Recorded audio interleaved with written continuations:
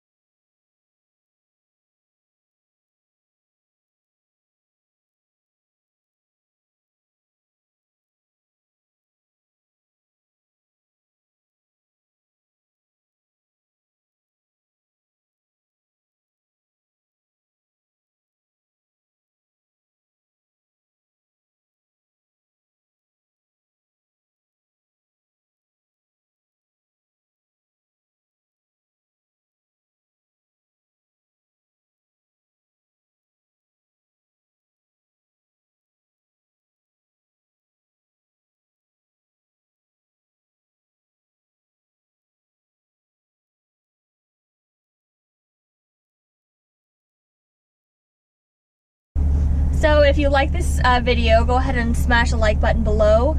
If you want to see more videos like this in the future, go ahead and click the subscribe button and the bell if you want some notifications. See you next time on Chasing Mustangs. Thanks.